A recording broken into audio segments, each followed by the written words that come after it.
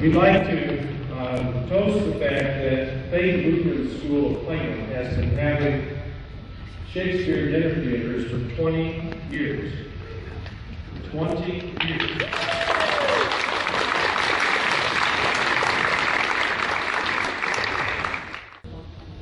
If you have been part of the cast of a Shakespeare dinner theater in the past, would you please stand up?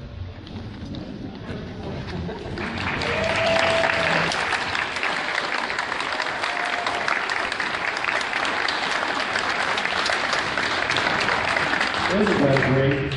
And here they are back tonight to see those that have now commanded them to also be involved.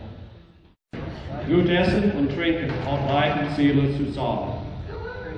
It means good eating and drinking keep body and soul together.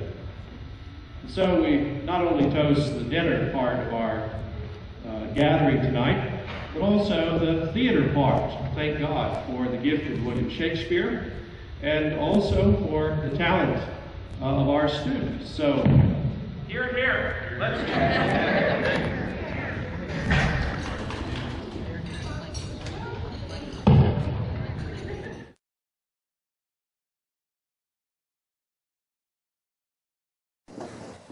Welcome to the royal palace of ancient Athens. Our ruler is the Duke, Theseus, a famous and very popular leader. He is anxious for the rising of the new moon, for that is when he is to be married to Hippolyta, queen of the Amazons.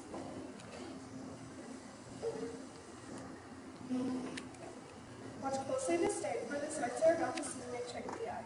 And beware, the setting of the sun, for as the moon rises, those creatures who lurk behind our vision will appear.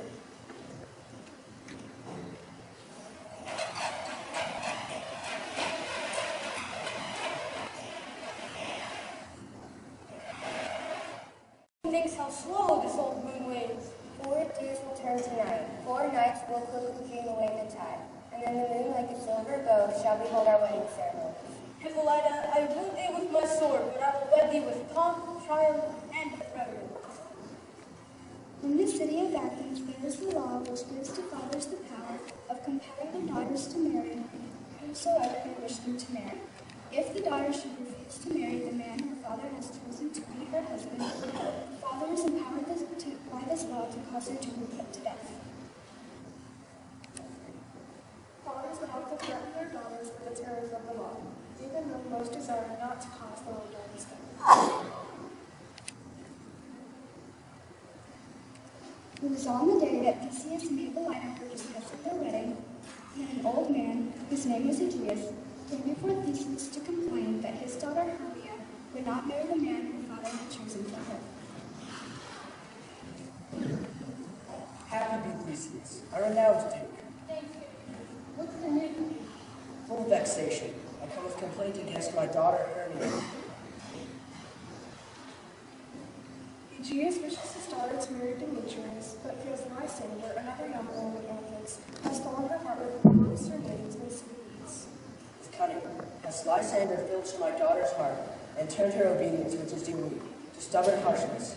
I beg the ancient privilege of Athens, but she is mine, I may dispose of her. Hermia had best watch her step, for her father is determined that she be put to death if she'll not have the gentleman Demetrius. What say you, Hermia? Be it valid, Hermia, to you your father should be as a god. Your Demetrius is a word to gentleman. So is Lysander. I wish my father would look with my eyes.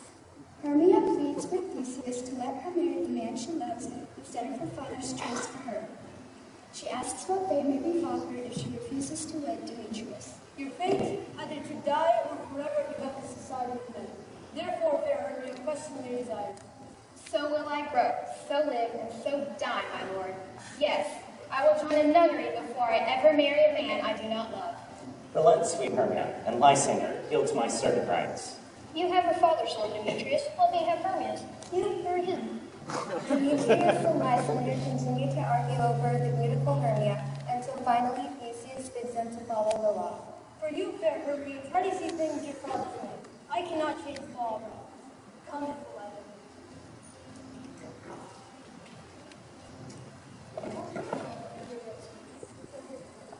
I have a little bit of as well. She hath no child, and regards me as her only son. Her house is 7 leagues from Athens. There, gentle Hermia, I will wed thee. And unto that place the sharp is eating lock and overseas. If thou love me, then steal out of thy father's house tomorrow night, and in the wood will lay outside of the tavern, and I'll wait for thee. Look, here comes Helena. Godspeed, fair Helena. Be fair. Demetrius loves your beauty and not mine. Oh, teach me how you slay Demetrius' heart.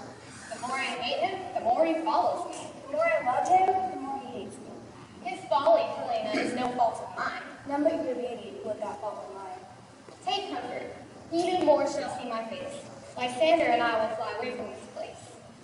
Helena, we'll tell you our secret. Tomorrow night we have decided to steal out of Athens gates and Elon. In the wood where you and I often played, there my Lysander and myself shall meet.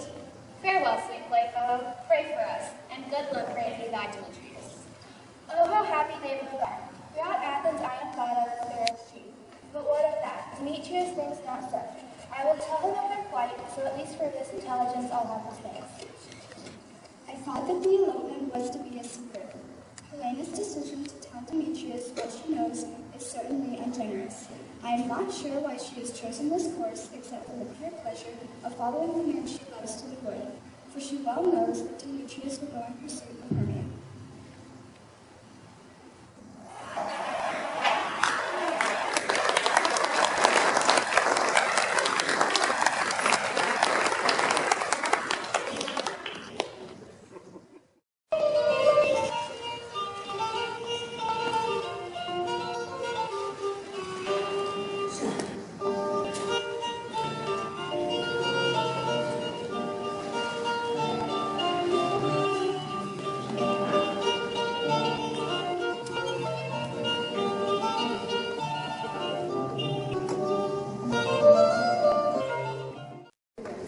These are workmen of Athens. They are preparing an interlude or short comic play to be performed with Theseus and Philomela in the evening after their marriage.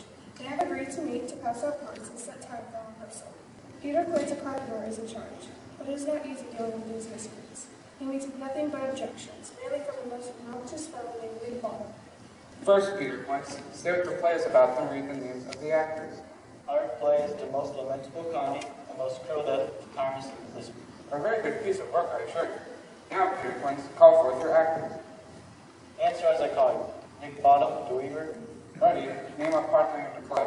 You, Nick Bottom, are set down for Pyramus, Who is Pyramus, a lover or a tyrant? a lover that kills himself most gallantly for love. I would be much better in the role of a tyrant. I can play Hercules very well, and also be good. Princess Flute, the bells mender. You must take Thisbe as your lord. What is this be? A wandering knight? It is a lady that Pyramus must love. Nay, faith, let me not play a woman. I have a beard coming. That doesn't matter. You shall play it in a mask, and you may speak as small as you can. If I not hide my face, let me play this beat. I will speak in a monster vocal voice.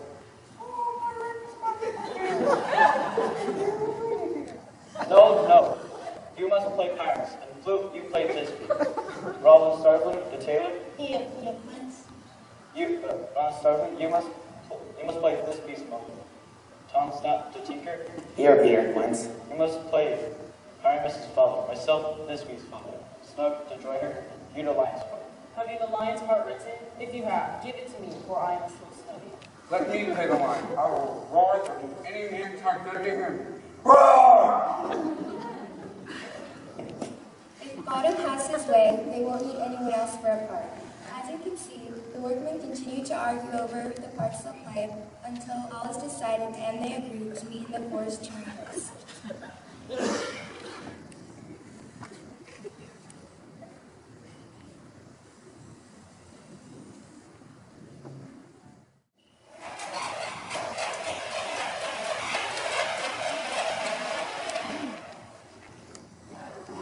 This aforementioned forest also happens to be the favorite haunt of those little babes, like us, known by the name of fairies. There is indeed a whole kingdom of fairies, with a king called Oberon and a queen called Titania. Each is attended by many spirits, but the most mischievous is Puck, a shrewd and knavish sprite. Puck loves to play comical pranks in all the neighboring villages, but listen and watch carefully, for Puck is about to appear. Come now, spirit. Whither wander you? I do wander everywhere, spirit, and I do serve the fairy queen. I must go seek some dewdrops here, and hang a pearl in every castle here. Farewell, I'll be gone. Our queen and all her elves come here soon. The king doth keep his oracles here tonight. Take heed the queen come not within sight, for Oberon is full of wrath, because she hath a lovely boy, stolen from an Indian king, and jealous Oberon would have the child. And now they never meet, but they do find that all their elves, for fear, creep into acorn cups and hide there. And then here comes Oberon. Those that call you sweet Puck, you do their work and they shall have good luck. And here, my mistress. Ill met by moonlight, proud Titania. What? Jealous Oberon? There, skip away. I have forsworn his company. Tarry, rash Titania. Am I not thy lord? And I must be thy lady. And ever since the middle summer spring, have we been in hill, in dale, or forest. But with thy rolls thou hast disturbed our sport. Therefore the spring, the summer, the chilling autumn, and the Indian winter changed their appearance, and the amazed world was not what season is finished. All these evils come from our debate or dissension. You amend it then. The fault lies with you. Why should Titania cross over? I do beg a little changeling boy to be my henchman. Set your heart at rest. The fair lady buys not a child of me. His mother was my dear friend, and for her sake will I rear up her boy, and for her sake will I not part with him. How long within this wood do you intend to stay? Perhaps at least this wedding day. If you will patiently dance in our round and see our moonlight revels, go with me. If not, shun me, and I will spare your haunts. Give me that boy, and I will go with you. Not for thy fairy kingdom. There is a way. You shall only argue more. I say mother. But Oberon is not about to let Titania off so lightly. He is bound to seek revenge for her creatures to give up this changeling boy. My gentle Puck, come hither. Fetch me that flower, the herb that I showed thee once. The juice of it on sleeping eyelids laid will make a man or woman madly love the next live creature that it sees. Fetch me this herb and be thou here again quickly. When Puck returns with this flower, Oberon tells Puck of a strange and wonderful sight. Cupid, with his bow taut and arrow cocked, was flying between the earth and the moon. He released his arrow towards the beautiful maiden, but it missed her heart and struck a milk-white pansy and turned it purple with desire. From this time on, the flower was magical.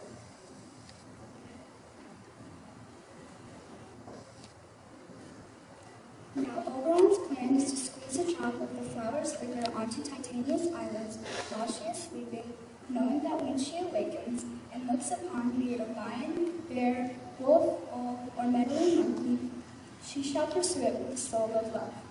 Later, by offering to remove the spell with another herb, he can blackmail her into giving him the boy. He hears someone coming and not wanting to be seen, he says to Puck, But who comes here? I am invisible and remain unseen.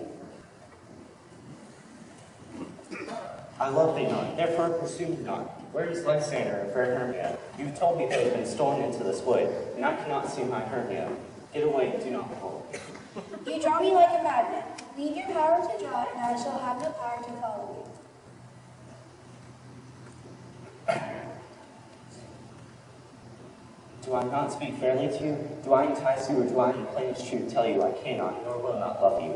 And even for that do I love thee the more. Demetrius, spurn me, neglect me, strike me, only give me permission to follow thee. Tempt not the hatred of my spirit, for I am sick when I do look at you. And I am sick when I look not on you. I will run away and hide in the bushes and leave thee to the mercy of the wild beasts. The wildest hath not such a heart as you. Let me go, I'll not stay. I in the town of the field will follow thee. Fare thee well, young man. Before he leaves this grove, thou shalt pursue him, and he shall seek thee. Thou shalt run from him, and he shall seek your eyes. But Oberon, taking pity on poor Helena, instructs Puck to place a page into some Demetrius' sons, so that he will fall in love with Helena, whom he knows so long as his wives. But Oberon laughs when he thinks about seeing Helena flee from a love-struck Demetrius. Fear not, my lord. Your servant shall do so.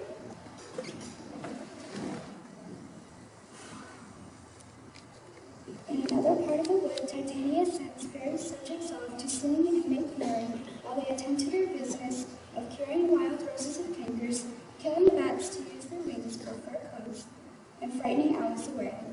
As they sing chimes to keep the queen safe, she falls asleep.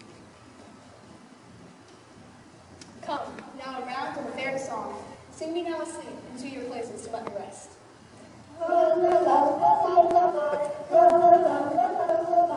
Never harm or spell nor charm, come our lovely lady night. So good night with lullaby. Hands away, now all this way. Ah, our fairy queen rests peacefully, but here comes Oberon sneaking into the queen's bower. He squeezes the fancy nectar into Titania's eyelids, casting a spell upon her. At last, here come Lysander and Hermia. They certainly look very tired and weary. It is obvious they have lost their way. Farewell. You fight with wanderers in this wood, and to tell the truth, I have lost your way. We will rest if you think it best, and wait till the coming of the day. Be it so, Lysander. Find yourself a bed, for I upon this bed will rest my head. Here is my bed, so give thee a hall's rest. Good night. Through the forest I have gone, but many if I had known under his eyes I could leave his fire's magic. Aye, who is here? Who is baffled me up for? This is he my master said, it is body the thinner me. And the maiden, sleeping sound on the dirty ground. On the eyelids after all the fires chimed off home. So now await when I am gone, the fire is now to over. Unfortunately, things will not turn out as Oberon and Puck have planned. For here comes Demetrius, still being followed by a very weary and depressed Helena. Stay, sweet Demetrius. I charge thee hence, get away and do not haunt me thus. Oh, wilt thou leave me? Do not so. Stay on thy peril, I alone will go. Oh, I am out of breath in this chase. Lysander on the ground, dead or asleep. I see no blood, no wound. Lysander, if you live, good sir, awake. And run through fire, I would for thy sweet sake, lovely Helena. Where's Demetrius? He shall perish on my soul. Do not say so, Lysander, say not so. Hermia still loves you, then be content. Content with Hermia? It is Helena that I love. Wherefore do you mock me, when at your hand did I deserve this scorn? Is it not enough that I can never deserve as we look from Demetrius? Must you flout my pain? You do me wrong. I thought you would want your gentleness. Helena. Help me, Lysander, help me! Oh, what a dream was here! Pull the serpent from my dress! Lysander, look how I do quake with fear. If not a serpent ate my heart away as he sat smiling. Lysander, what? Out of hearing? Gone? No sound, no word? Alack, where are you? Speak if you can hear. I faint almost with fear. Either death, or you will find immediately. Things are really getting confusing in these woods, but the fairies' mischievous magic is only just beginning. Back in the glade where Titania lies asleep, the rehearsal of Pyramus and Thisbe by Peter Quince and his fellow workmen has just begun when they run into trouble. As usual, Big Bottom is causing problems. He keeps interrupting the play with misgivings about the rehearsal of the play. As they argue and rehearse, Puck will come in unseen by the workmen and listen, all the while plotting more mischief. What have we here? So near the cradle of the fairy queen. What? A play in rehearsal? All listen to remain actor too, perhaps by seeing eyes. Speak, Pyramus. Thisbe stand forth. This is the flowers of odious savor sweet. Odors, odors. Odors savor sweet. So have thy breath, my dear sweet. But hark, a voice. Stay thou but here a while, and by and by I will to thee appear. A stranger harness that ever played here. Must I speak now? Aye, you must. Oh, speak in Pyramus, as true as first I never declare. Oh, hate thee, Pyramus, and these two. Who this is too, man? Why you must not say them? Time is entered, your cue is past, it is never time. When Bottom exited for his part, Puck followed him. In the undergrowth, Puck changed Bottom's round, chubby head into that of a donkey, with a grinning face and long ears. Then he leads him on to sing his part of Pyramus. If our fair with me, I were only thine. O monstrous, O strange, we are hunted, pray master flight, hope. It is a shame that Bottom cannot see himself, for he is completely unaware of his transformation. So when his friends run off, frightened by him, he thinks his fellow actors are playing a trick on him. Why did they run away from me? This is a navy of theirs to make me free. O Bottom, thou art changed. What do I see on thee? What do you see? Bless thee, Bottom, bless thee, thou art transformed. I see the navy, is to make a donkey out of me, to frighten these people. But I will not stir from this place. Do what they can. I'll walk up and down here and sing, that they shall hear I'm not afraid. Bottom's terrible singing awakes Titania. The first creature she sees is the transformed Bottom. What angel wakes me from my flower bed? I pray thee, gentle mortal, sing again. Thine ear is much enamored of my note. So is mine eye much enthralled to thy shape. And thy beauty doth move me to swear on first meeting, I love thee. Methinks, mistress, you have little reason for that. And yet, to say the truth, love and reason keep little company together nowadays. The more, the pity. Thou art as wise as thou art beautiful. Not so neither. If I have wit enough, I could get out of these boys. I just do not desire to go. Thou shalt remain here if thou wilt or no. I do love thee. Therefore go with me. I shall give thee fairies to attend thee. They shall fetch thee jewels from the deep, and sing to thee while I press flowers to sleep.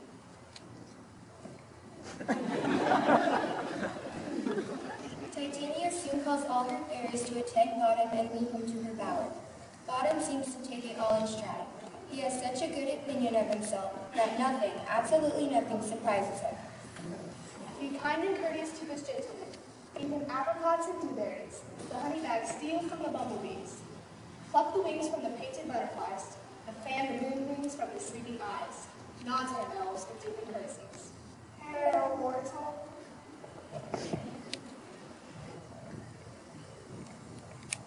I wonder if Titania has awakened yet. Here comes my messenger. How now, my spirit? My mistress with the monster is in love.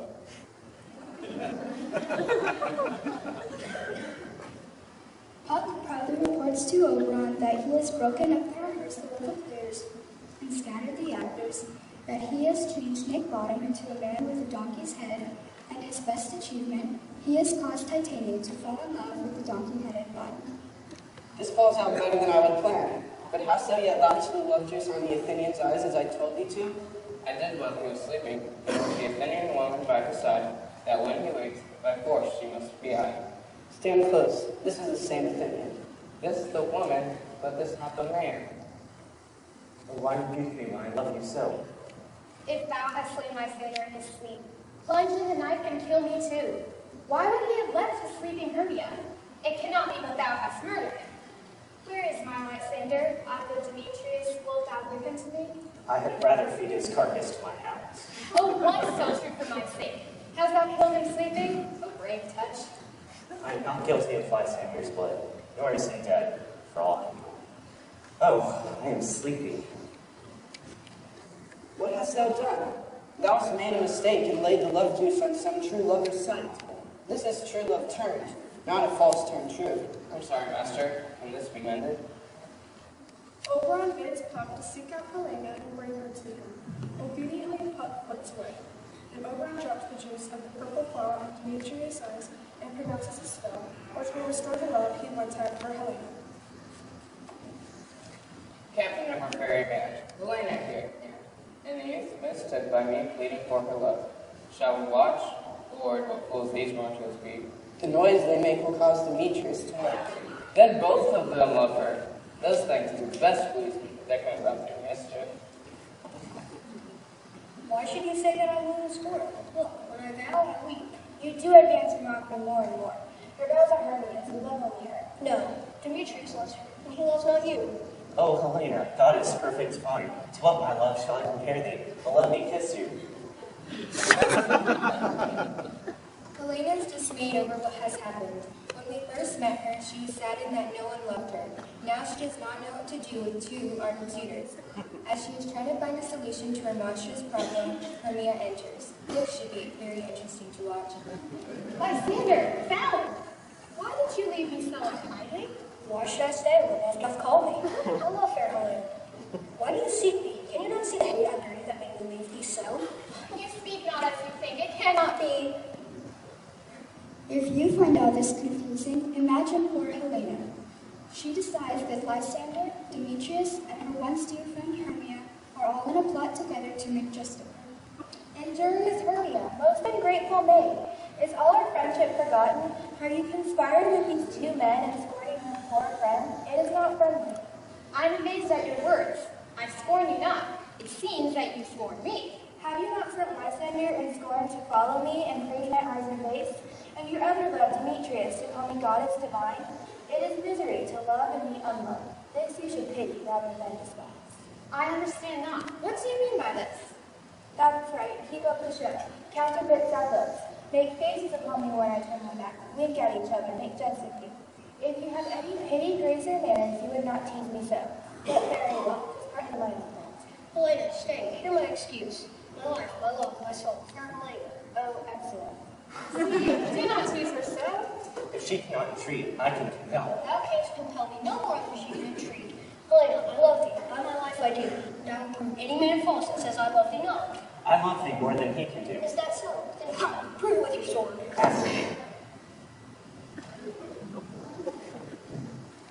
The two suitors go off to find a suitable place to have their quarrel, and once again Hermia blames Helena for the whole fracas. Oh, you thief of love! You have come by night and have stolen my love's heart from him. Have you no modesty, no shame? Why you counterfeit? You puppet you. Puppet! Aye, that one you don't forget. How low am I now, painted maypole? Speak, how low am I? I am not yet so low that my nails can reach into thy eyes. I pray you, gentlemen, let her not hurt me. When she is angry, she is keen and shrewd. She was a vixen when she was in school, and though she be little, she is fierce. Why will you let her insult me so? Let me at her. I do not trust you. I no longer stay in Yoko's company. Your hands and mine are quicker for a prey. My legs are longer than Plano. I'm amazed and don't know what to say. Now Oberon and Puck have been listening to all of this confusion. Oberon blames Puck for all of these mistakes. He thinks there has been too much deliberate mischief making. Puck swears it was all a genuine mistake, though he admits he is not sorry, for he has thoroughly enjoyed the mortal squabbles. Oberon decides to set things right, both on fairyland and on Earth. He does this first by ordering Puck to lead Lysander and Demetrius around in the woods. Then put the hurt on Lysander's eyes so that all the 4 young Athenians will return to Athens, happy and uncertain if their troubles were real or just a dream. O weary night, a long and tedious night, abate thy hours. Shine upwards from the east, that I may be back to Athens before daylight. And sleep that sometimes shuts up sorrow, steal me a while from mine own company. Yet but 3? Come one more.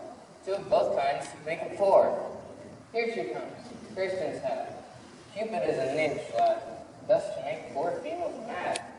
Never so weary, never so in woe, bedoubled with the dew and torn with briars. I can no further crawl, no further go. My legs can keep no pace with my desires. Here will I rest me, till the break of day. Heavens shield my standard if they have a friend. On the ground sleep sound. I'll apply to your eye, gentle love of me. When thou wakest, thou takest true delight in thy sight, that former lady's eye. Jack shall have a jill, naught shall go ill, and all shall be well.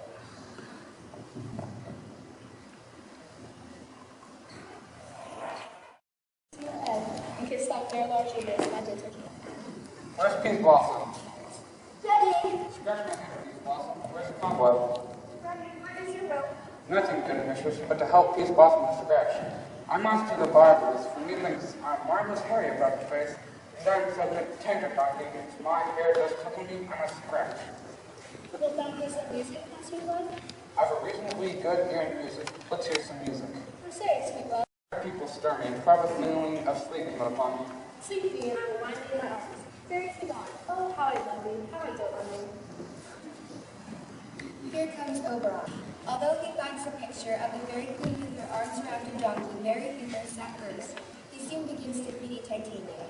He tells Puck that he must return Bottom to his original shape while he removes the spell from Titania. Now, Titania, wake you, my sweet queen. Oberon, what visions have I seen? Methought I was in love with a donkey. There lies your love. Ah! How came these things to pass? Oh, how my eyes do loathe this visage now. Silence a while. Puck, take off his head. Titania, music calls to wake these 5 from their enchanted sleep. Come, my queen, take hands with me and rock the ground whereon these sleepers be. For you and I are reconciled, and and will tomorrow midnight dance at Duke Theseus' house. There shall the pairs of faithful lovers be wedded together in all jollity. Fair king, attend and mark. I do hear the morning lark. Then in silence trip wind, after night shades, swifter than the wandering wind. Come, my lord, and tell me how it came this night that I, sitting here, found these mortals on the ground. As Oberon leaves Titania away, he explains the whole mix-up. All of Athens gathers for a royal hunt. Theseus sees the sleeping oak and calls a huntsman to awaken. Theseus asks how they all got there together like plants. Lysander tries to explain, but is a bit confused himself. Aegeus demands he be punished for walking through his marriage. Then Demetrius speaks up. My lord, I am here to call against this way, and how it follow me. But by some strange power, I love for her hand as well to rest this stone. The object and pleasure of my night is only love and evermore needs return. Dear lover, you are called together. Of this discord we will work here anon. These couples shall eternally live. We will hold the peace. Come with them.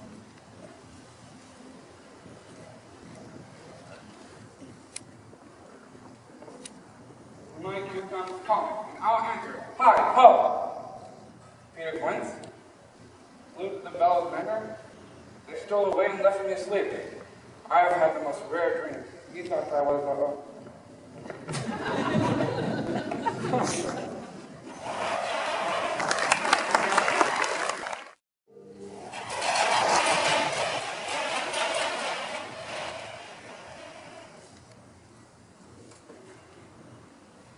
All the Athenians gathered together for a threefold marriage.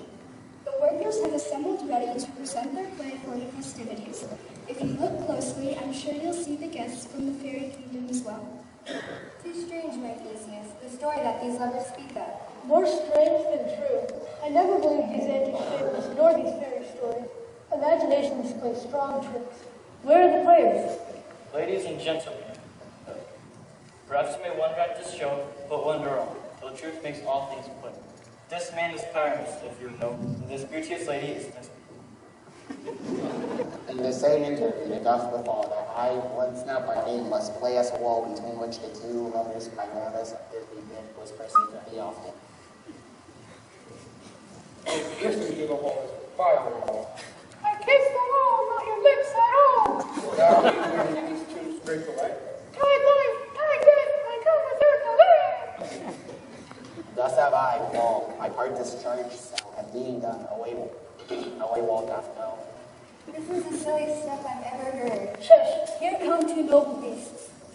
Young ladies, you whose gentle hearts do fear the smallest monstrous mouse that creeps on the floor, do not quake and tremble when the lion, rough in wildest rage, doth roar. Roar! Then you should know that I, snug a joiner, am not really a lion at all. For if I should as lion come in strife in this place, 'twere pity on my life. The phantom thought the moon represents myself, the man, and the moon seem to be. And so the players continue to put on their play, but when asked if they would like to see more, Theseus is quite firmly no. And so the monsters end their daily celebration, while the fairies are gone. Throughout this house give glimmering lights, every elf and fairy spring, sing the city after me, and dance it trippingly. Hand in hand with fairy grace, shall sing and bless this place. Trip away, make no stay, meet me all by break of day. If we shadows have offended, think with this, and all is mended, that you have Midsummer tears, while these visions did appear, and as I am an honest pup, good night unto you all.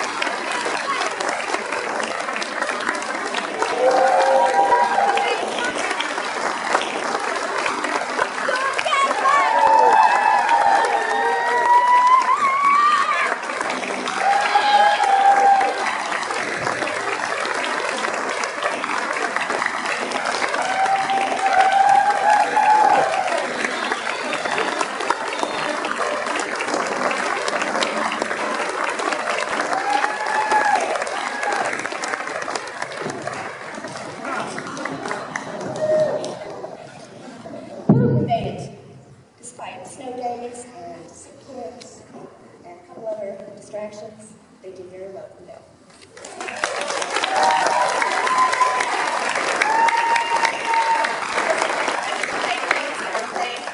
Kylie Hicks back there on our spotlight.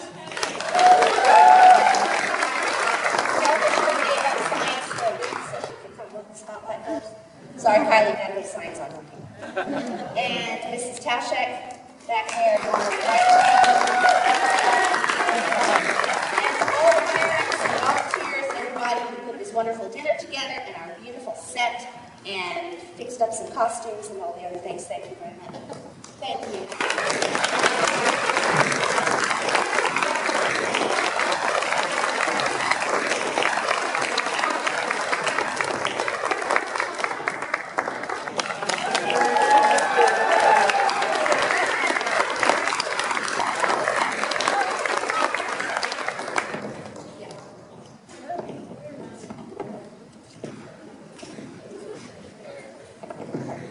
Again, thank you everybody for coming. If you loved the food, we have plenty of extras for sale. Looks like we have 7 packages of potatoes for $3, 2 packages of turkey for $5, 2 packages of green beans for $2, and 4 packages of salad for $5. And they're right over there. Jill, raise your hand. And is selling them. And then don't forget, in your program there was pictures of the cast members that you can order. If we're all out, we will have them for you on Monday. So get your cast pictures as well. And we hope everybody had a great time and safe travels back home.